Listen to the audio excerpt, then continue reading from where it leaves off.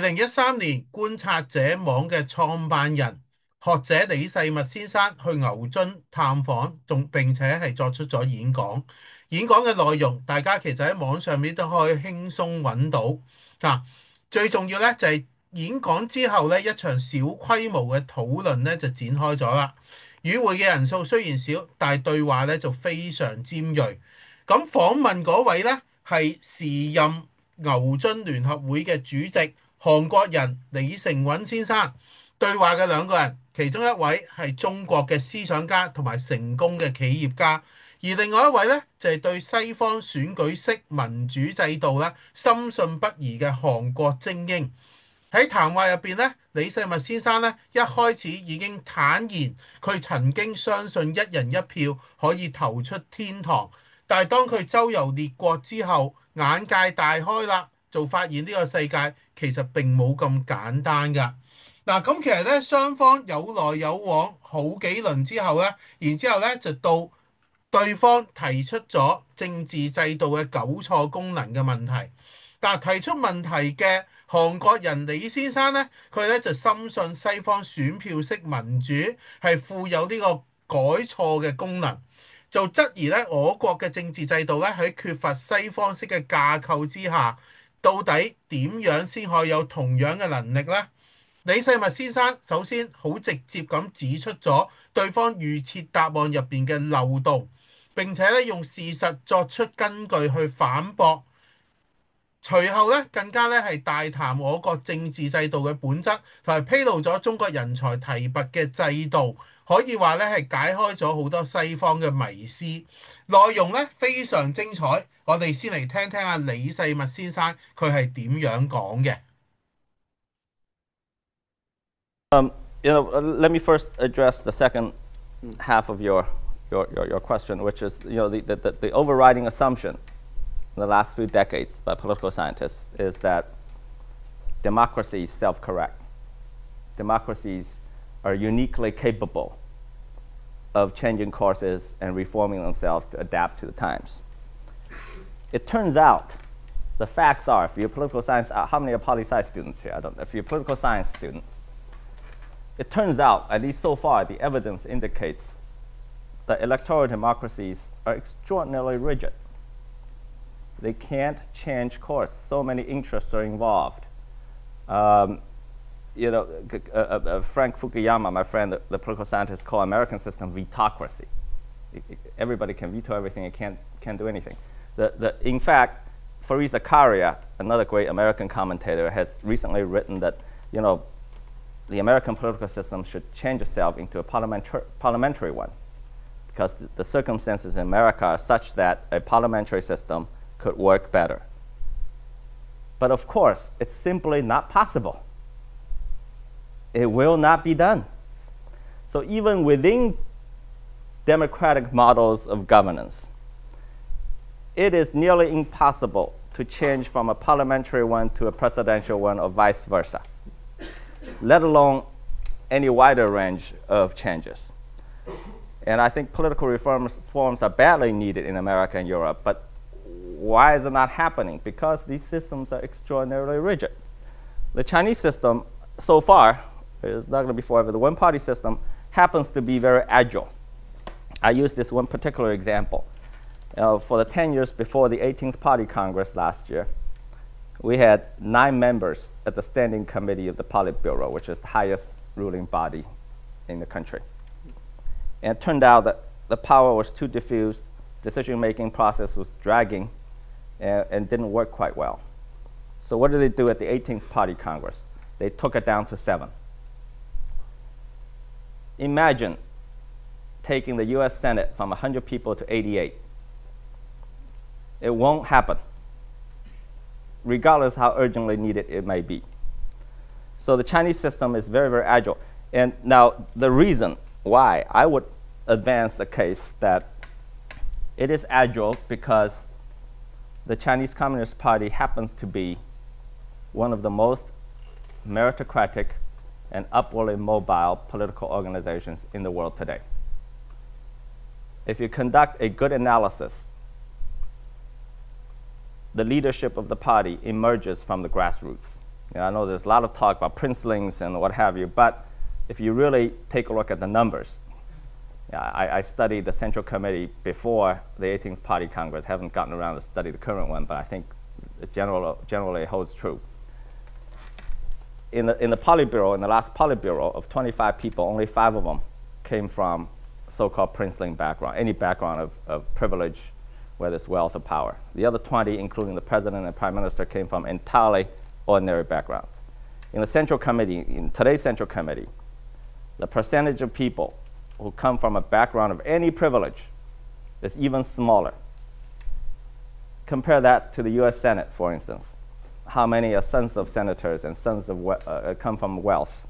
Compare that. I would say if we conduct a survey, if you conduct a study and compare the Chinese ruling elites at the Central Committee level or whatever level you want to choose, and compare that across the board against developed countries, from America to Europe, against developing countries, from the Philippines to South Korea.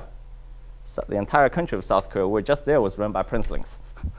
From politicians to travel CEOs to university presidents, who are all sons of university presidents. So if you make that comparison, I would suggest that the party, the percentage of people who come from the grassroots in the upper echelon of the party is probably the largest, period. And it is this ability, if you go to any Chinese university, I was studying for my PhD at Fudan, and the party recruits at the very grassroots level the best and the brightest students who come from the countryside. They join the party and they move their way up slowly, step by step. And it's the selection process is very meritocratic, and it's very tough, even for Xi Jinping, the new general secretary. He's a princeling, happens to be princeling, but you know, it's amazing. The party has been in power for 64 years.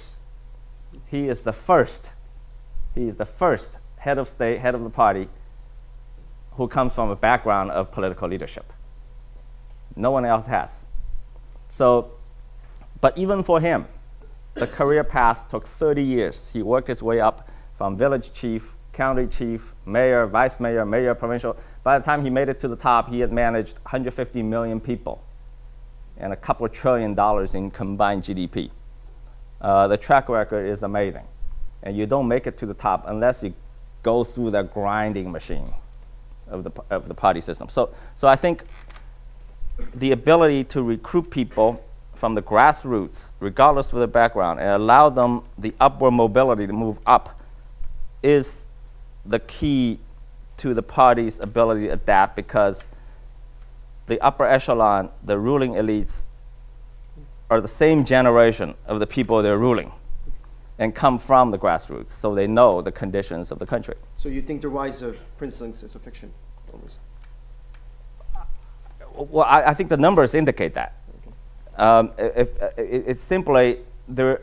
And I think the numbers will continue to indicate that even to a greater extent if you analyze the next lineup, the ministerial level cadres and the mayoral level cadres. The percentage of princelings is dropping. Even now it's small, but it will continue to drop if you look at the future lineup for the next 20 years. There are hardly any princeling. I see 2, actually, out of thousands that have any hope of making it to the top. 嗱，其實西方嘅話術咧，好多時候咧都係扭曲咗現實咧，為咗去符合佢想宣揚嘅概念。但係咧，如果我哋深挖一下，睇清楚現實係點樣，其實咧唔難發現咧其中嘅問題㗎。嗱，我哋首先以美國為例啦。